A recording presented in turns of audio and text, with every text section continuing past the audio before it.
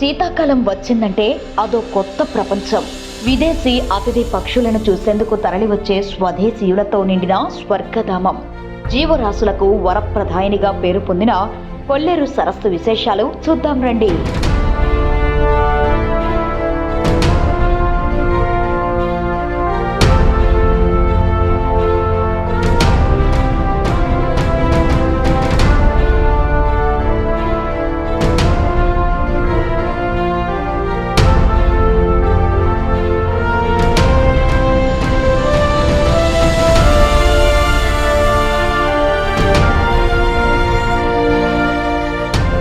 ఒక పక్క విదేశీ అతిథి పక్షుల కిలకిల రావాలు, ఇంకో పక్క సరస్సు గలగలలు, మరో పక్క విదేశీ పక్షులను తిలకించేందుకు వస్తున్న సందర్శకుల సందడితో శీతాకాలం ఆశాంతం ఆ ప్రాంతం సరికొత్త ఉత్సాహభరిత వాతావరణాన్ని సంతరించుకుంటోంది.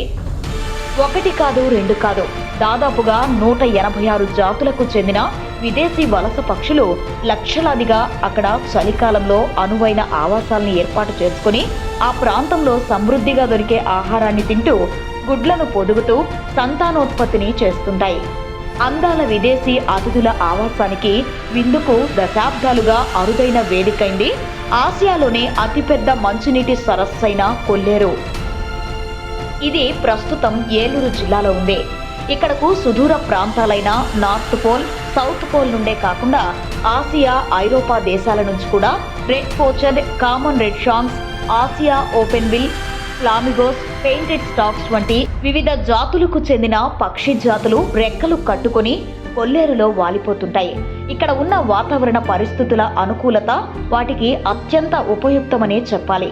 దీంతో అక్టోబర్ నెల వచ్చిందంటే చాలు ఇక్కడికి విదేశీ అతిథి పక్షుల రాక ప్రారంభమవుతుంది.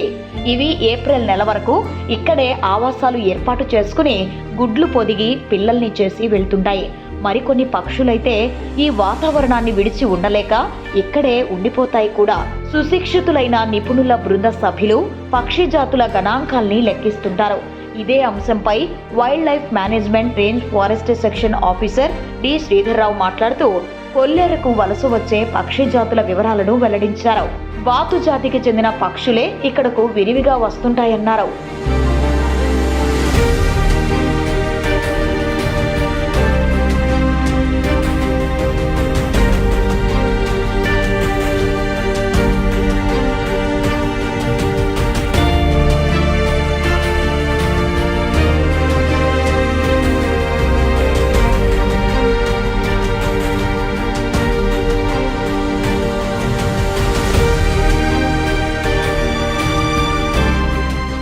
కొల్లేరు అభయారణ్యం ఇది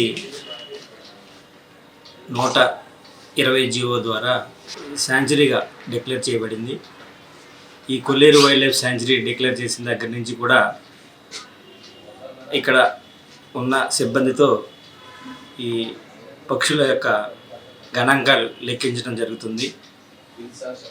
అంతకుముందు కూడా లెక్కించేవారు. ఈ 120 జీవోని ఆధారం చేసుకుని 186 జాతులుగా మొట్టమొదట వీటిని గుర్తించడం జరిగింది.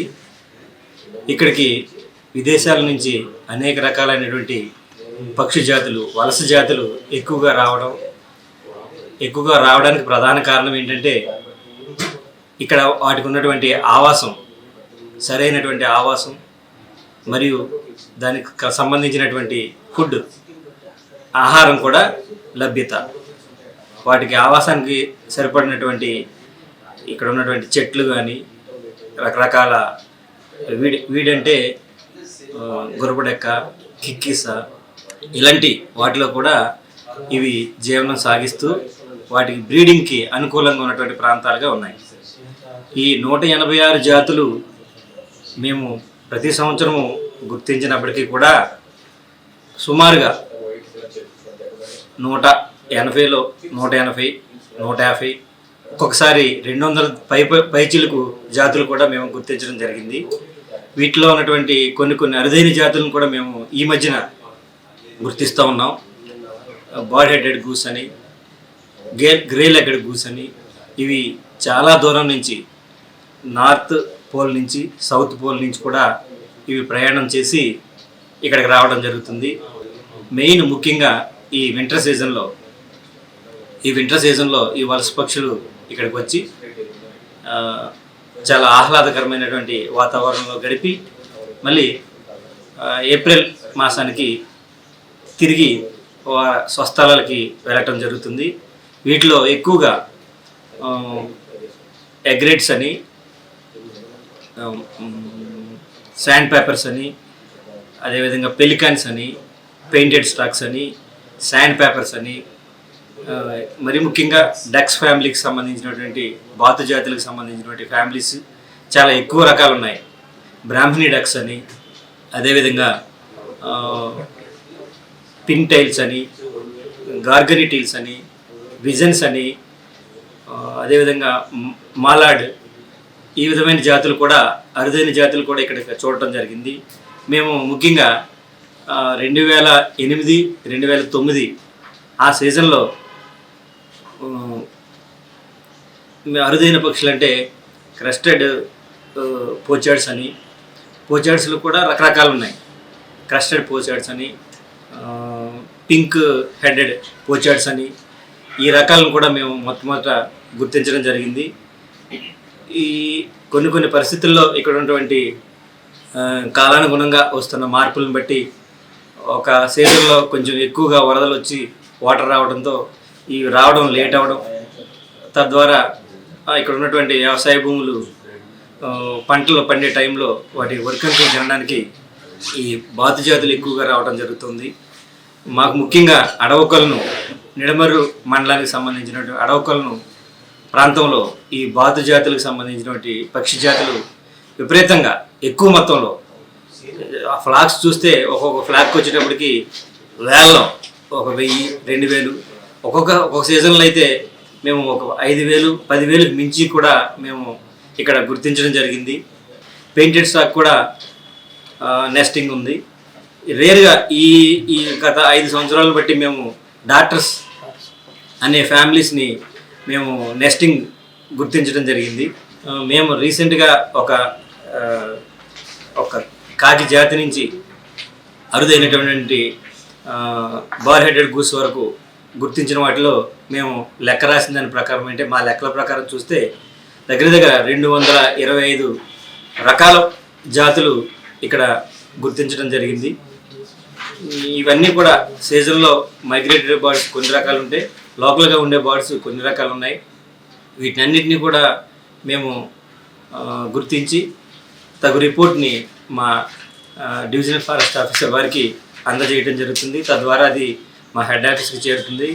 ఇక్కడికి ప్రతి సంవత్సరం కూడా సీజన్లో నవంబరు, డిసెంబరు, జనవరి ఈ సీజన్లో బర్డ్ సెన్సెస్ అని నిర్వహించడం జరుగుతుంది. బర్డ్స్ సంబంధించినటువంటి ఎక్స్పర్ట్స్ రావడం జరిగి వాళ్ళన్నింటినీ కూడా ఇక్కడ ఉన్నటువంటి స్పీసీస్ని గుర్తించి వాటిని గణాంకాలు లెక్కిస్తారు. వాళ్ళు కూడా ఒక రిపోర్ట్ని సమర్పిస్తారు. దానిలో కూడా చాలా అరుదైన జాతులను ఇక్కడ గుర్తించాము. ఇక్కడ చాలా అనుకూలమైన పరిస్థితులు, అనుకూలమైన వాతావరణం ఉండబట్టే ఈ పక్షి జాతులన్నీ ఇక్కడికి వస్తున్నాయని చాలా సందర్భాల్లో చెప్పడం జరిగింది.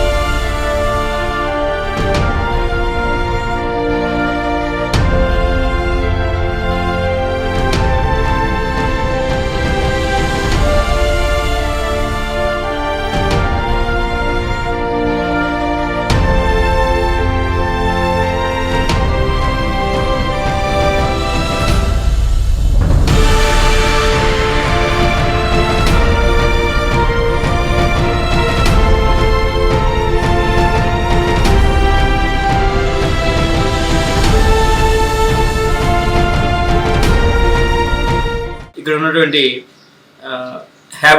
హ్యాబిటేట్కి వచ్చేటప్పటికి దగ్గర దగ్గర వృక్ష జాతుల్లో అనేక రకాలైనటువంటి వృక్ష జాతులు ఇక్కడ వాటికి అనుకూలమైనటువంటి నెస్టింగ్కి ఏర్పాటుకరంగా ఉన్నాయి.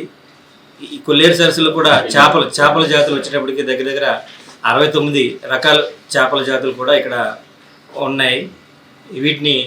వాటి కొన్ని రకాలు ఏంటంటే కీటకాలను తింటాయి, కొన్ని చేపలను తింటాయి, కొన్ని నత్త జాతులను తింటాయి.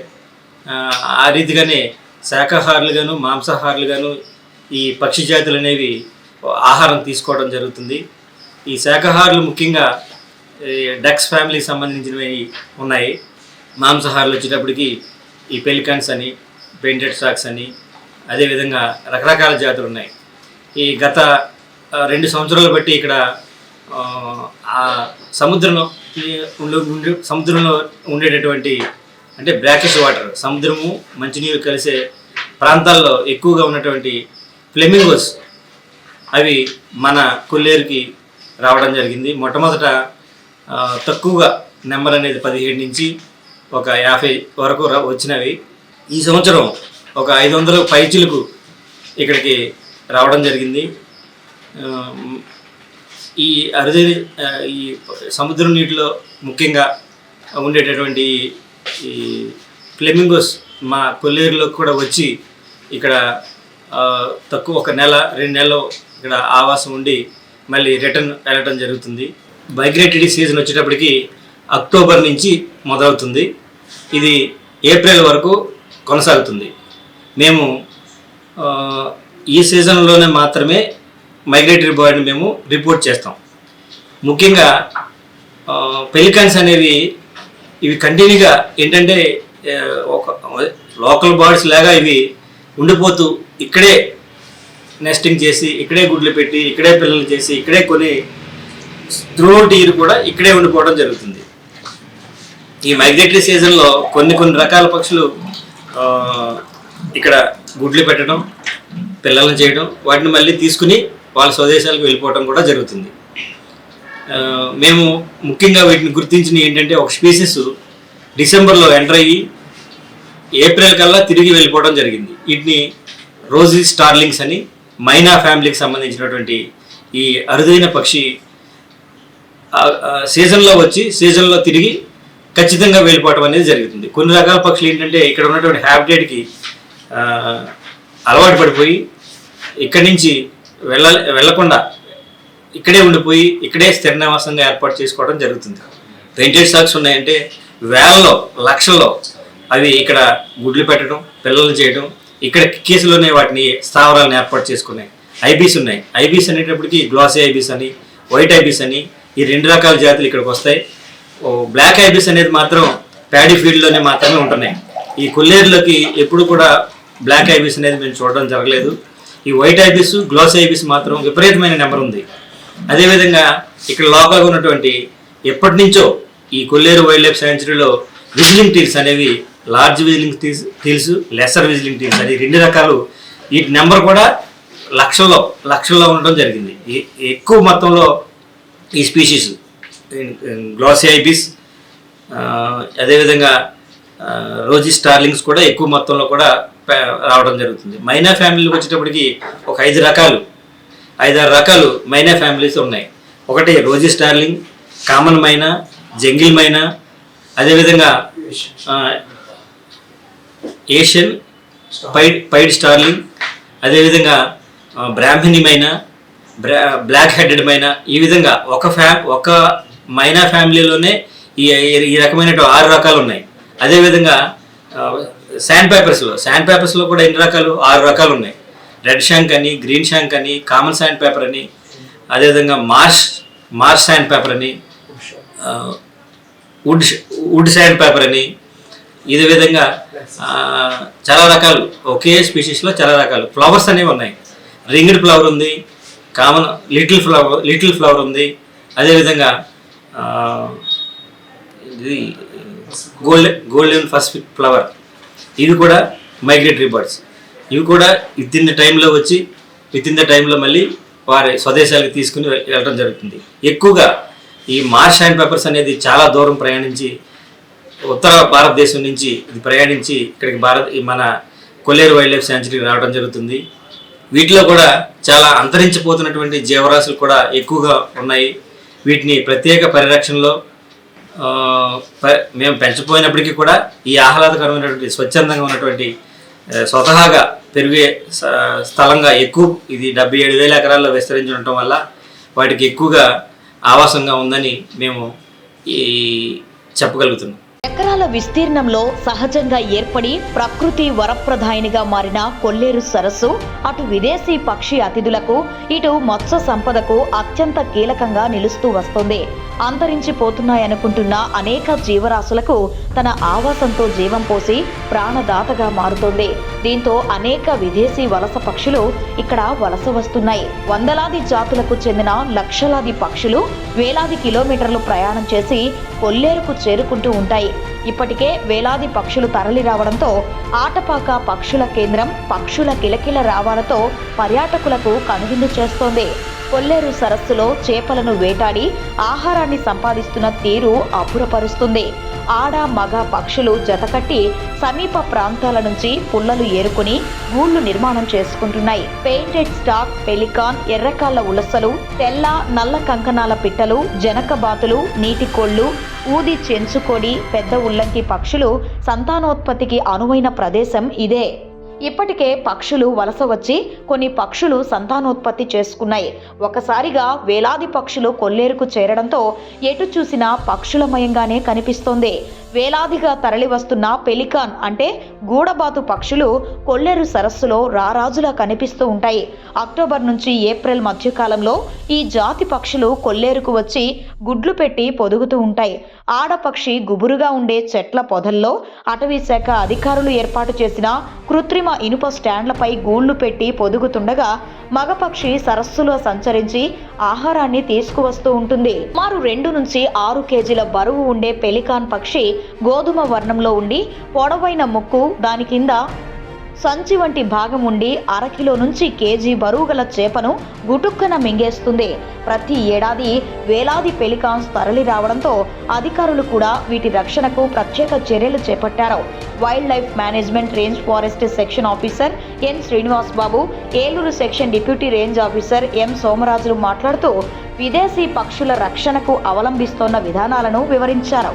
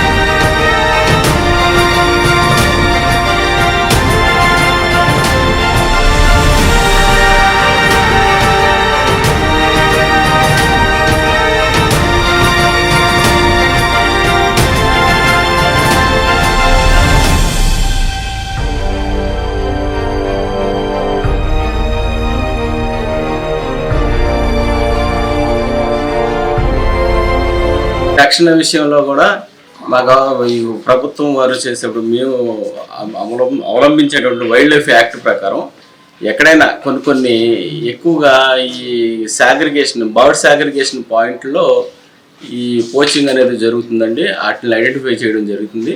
ఐడెంటిఫై చేసి అక్కడ ఉన్నటువంటి ఈ అఫెండర్స్ ఎవరైతే ఉన్నారో వాళ్ళ మీద ఈ వైల్డ్ లైఫ్ యాక్ట్ ప్రకారం కేసులు పెట్టి ఆ కోర్టుకి తీసుకెళ్ళటం కానీ వాళ్ళ మీద కేసులు పెట్టి కొంచెం ఆ రకంగా చేయటం వల్ల కొంత వాళ్ళు చేసే ఈ పని కూడా కొంచెం తగ్గించి ఇప్పుడు ఈ పక్షుల యొక్క ప్రాముఖ్యత గురించి తెలుసుకుని వాళ్ళు కూడా ఆటోమేటిక్గా మారి ఈ పక్షుల్ని వేటాడే జీవనోపాధి చేసుకునే ఆలోచన మానుకుని వాళ్ళు వేరే రకంగా కొంచెం అంటే కూలి పని చేసుకోవడం, ఇంకో రకంగా పనులకి వెళ్ళి ఆ రకమైనటువంటి జీవనోపాధి పొందుతున్నారు. సో ఇప్పుడు దీనివల్ల ఏంటంటే మాకు ఈ కొల్లేరుకి ఇంతమంది స్టాఫ్ని రిక్రూట్ చేసిన తర్వాత మేము వైల్డ్ లైఫ్ వీక్ అని అక్టోబర్ 2 నుంచి అక్టోబర్ 8 వరకు ఆ వీక్ వారోత్సవాలు చేస్తామండి. ప్రతి గ్రామంలో కూడా మీటింగ్లు పెట్టి వీటి యొక్క ప్రాముఖ్యత, మనకు సరస్సు యొక్క ప్రాముఖ్యత, దానిలోకి వచ్చే మైగ్రేటెడ్ లోకల్ బర్డ్స్ యొక్క వాటి ప్రాముఖ్యత కూడా ఈ గ్రామస్తులకు తెలియజేయడం వల్ల కొంత గ్రామస్తులు దాని యొక్క ఇంపార్టెన్స్ దాన్ని గుర్తించి, సో దానివల్ల ఏంటంటే కొంచెం గ్రాడ్యువల్గా గ్రామాల్లో కూడా కొంచెం కట్టడి చేసుకుని ఇట్లా మనం కోచింగ్ చేయకూడదు అని గ్రామాల కట్టుబాటు గ్రామాలు కాబట్టి చాలా వరకు ఆ కట్టడిలో ఎవరైనా ఏదైనా ఇటువంటి పని చేస్తే వాళ్ళకి ఏదైనా జరిమానా విధించడం కొంచెం అటువంటి విధానం చేయడం వల్ల కూడా ఇది, ఎందుకంటే మేము ఎంతమంది స్టాఫ్ ఉండి అరికట్టాలన్నా కూడా అవ్వదు. ఎందుకంటే ప్రజల్లో అవగాహన రావాలా, వాళ్ళ చైతన్యం వస్తే ఆటోమేటిక్గా ఇది కొంచెం అరికట్టడానికి అవకాశం ఉంటుంది. కాబట్టి మేము ఆ విషయంలో కొంత మేము కృతకృత్యులు అయ్యామనే మేము చెప్పుకోవచ్చు. ఈ మీటింగ్లు పెట్టడం వల్ల కూడా కొంత వాళ్ళకి అవగాహనలో కల్పించడం, ఈ రకమైనటువంటి చర్యలు తీసుకోవడం వల్ల కూడా జరిగింది. సో దానివల్ల కూడా వాళ్ళ అవేర్నెస్ బాగా వచ్చింది. దానివల్ల కూడా కొంత ఈ కోచింగ్ అనేది తగ్గింది.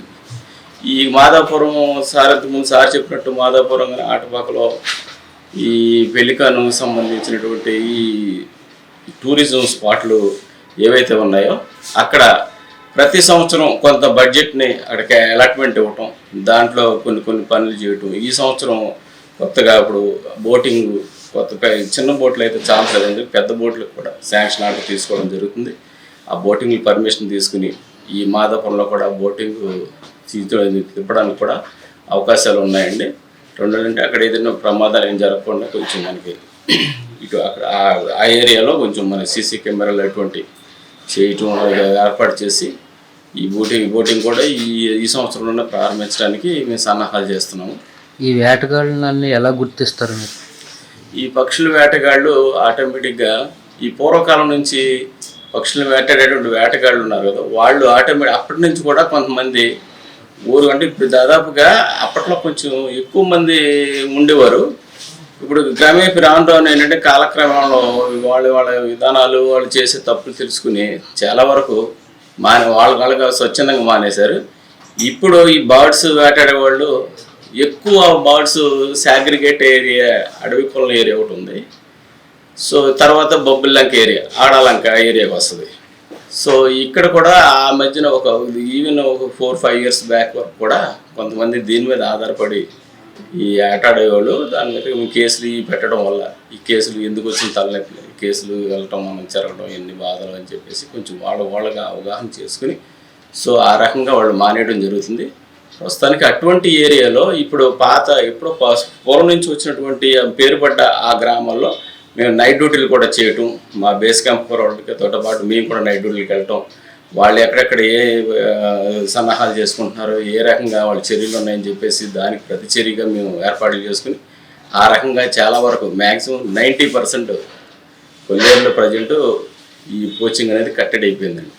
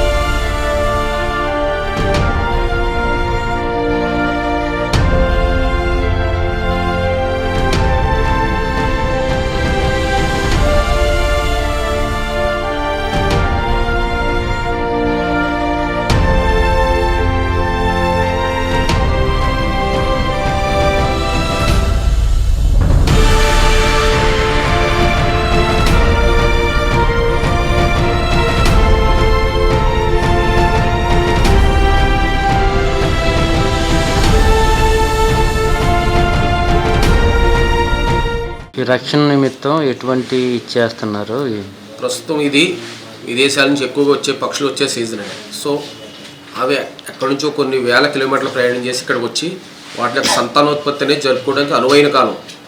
సో ఎక్కడి నుంచి అయితే వస్తున్నాయో ఆ బర్డ్స్కి ఇక్కడ సంతానోత్పత్తి చేసుకోవడానికి అనువైనగా ఉండేటప్పుడు అనేక స్టాండ్స్ మొక్కలు పెంచడం జరిగిందండి. దీంతో పాటు ఎక్కడ కూడా ఏ విధమైన వేట జరగకుండా వాటి డిస్టర్బెన్స్ లేకుండా ప్రత్యేకమైన బేస్ క్యాంపులు ఏర్పాటు చేయడం జరిగింది.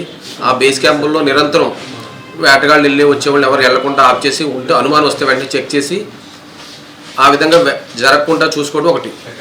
రెండోది, మనం ఏదైతే ఏరియాస్ ఉన్నాయో ఎక్కడ పోచింగ్ జరిగే వాటిపై ప్రత్యేక నిఘా పెట్టడం ఒకటి జరిగిందండి. మూడోది, ఎవరైతే ఈ విధమైన నేరం చేసే ప్రవృత్తి కలిగి ఉన్న ఏరియాస్ ఉన్నాయో మాకు గుర్తించి అక్కడ ఉండే ప్రజలతో కొన్ని సమావేశం ఏర్పాటు చేసి ఇది విధంగా వచ్చే పక్షులను ఏ విధంగా చేస్తే దీని మీద చాలా కఠినమైన శిక్షలు అమలు అవుతాయి అని చేయడం వల్ల ఈ అనువైన వాతావరణం అంతా ఏర్పడి ఇక్కడ ఉన్న పక్షులతో పాటు ఇంకా పెరిగి మంచి అనువైన వాతావరణం ఏర్పడింది. సో దానివల్ల ఇంకా మనకు ప్రతి సంవత్సరం కూడా బర్డ్స్ అనేది విదేశాల నుంచి ఇంకా రావడం అనేది ఎక్కువ జరుగుతుంది. ఇప్పుడు పక్షులన్నీ కూడా ఈ ఎగ్స్ అన్నీ కూడా పెట్టుకునే కాలం పొదిగే కాలం అండి. ఇది సుమారు ఒక ఎగ్ పెట్టి దాన్ని పొదగడానికి 21 రోజుల సమయం పడుతుంది.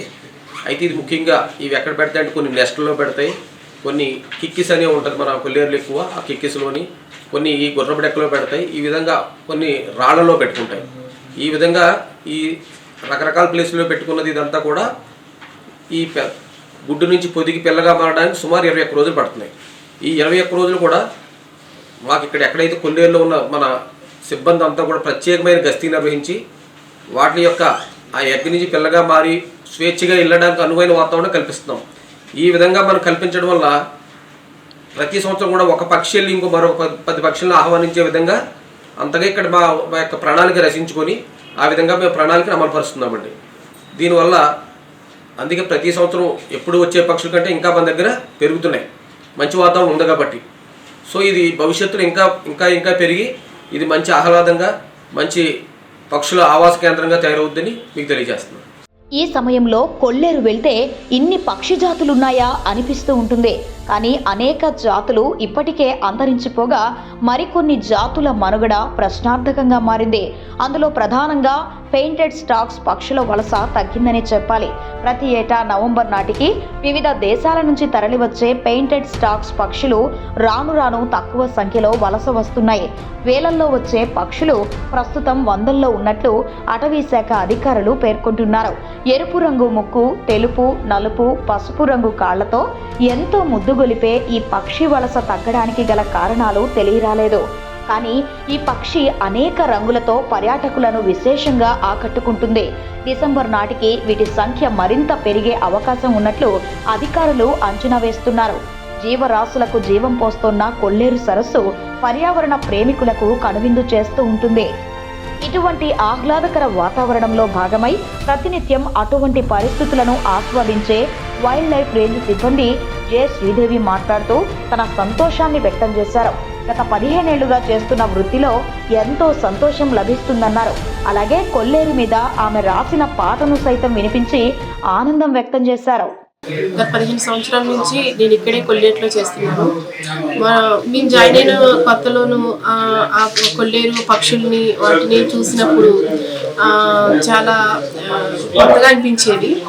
ఇప్పుడు చూస్తే గత కొద్ది రోజుల నుంచి అయితే కనుక ఇంకా ఎక్కువ పక్షులు, రకరకాల పక్షులు రావడం జరుగుతుంది. వాటిని చూసినప్పుడు మాకు ఏదో కొత్త అతిథులు మాకు మా దగ్గరికి వచ్చి మమ్మల్ని పలకరిస్తున్నట్టుగా ఉంటుంది. ఆ ప్రకృతిలో మేము ఒక భాగమైనందుకు, మాకు ఇక్కడ పనిచేస్తున్నందుకు నాకు చాలా సంతోషంగా ఉందండి. ఆ పక్షులు, ఆ రకరకాల పక్షుల్ని చూసినప్పుడు ఆ పక్షుల పేర్లు రాసుకొని వాటి రంగు, వాటి గురించి ఇంకా ప్రజలందరికీ తెలియాలనేసి ఒక పాట రాసుకోవడం జరిగింది. ఆ పాట మీకు వినిపిస్తుంది.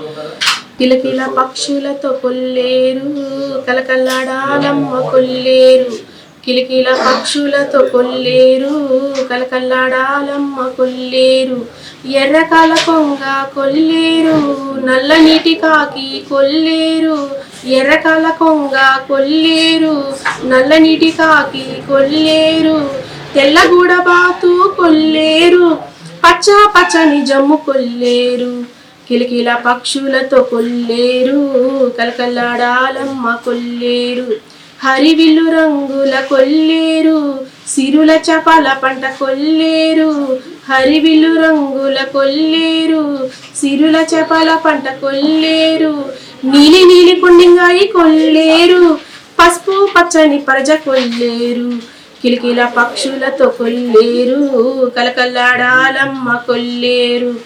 కలువ పూల రేకుల కొల్లేరు, కలివే దుంపలతోటి కొల్లేరు. కలువ పూల రేకుల కొల్లేరు, కలివే దుంపలతోటి కొల్లేరు. నక్కి దగిన నత్త కొల్లేరు, బెరుకు బెరుకు బెత్తుల కొల్లేరు, కిలకిల పక్షులతో కొల్లేరు, కలకల్లాడాలమ్మ కొల్లేరు. తాటి దోనెల మీద కొల్లేరు, వేటకు వెళ్ళేరమ్మ కొల్లేరు. తాటి దోనెల మీద కొల్లేరు, వేటకు వెళ్ళేరమ్మ కొల్లేరు. బారైన కొర్రమీను కొల్లేరు, కురస కురస గురసల కొల్లేరు, కిలకిల పక్షులతో కొల్లేరు, కలకల్లాడాలమ్మ కొల్లేరు. చల్లంగా చూస్తేనే కొల్లేరు, ఆరోగ్యంతో ఇళ్లకు వెళ్ళేరు. చల్లా చల్లగా చూస్తే కొల్లేరు, ఆరోగ్యంతో ఇళ్లకు వెళ్ళేరు. పాడు చేసావంటే కొల్లేరు, పాడే మీదకు మీరు మల్లేరు, కిలకిల పక్షులతో కొల్లేరు, కలకల్లాడాలమ్మ కొల్లేరు. ఇదండి కొల్లేరులో విదేశీ వలస పక్షుల సందడిపై ప్రత్యేక కథనం. ఇలాగే మరిన్ని పక్షి జాతులు కొల్లేరులో ఆవాసాలు ఏర్పాటు చేసుకుని సంతానోత్పత్తి చేసుకుని వృద్ధి చెందాలని మనసారా ఆశిద్దాం.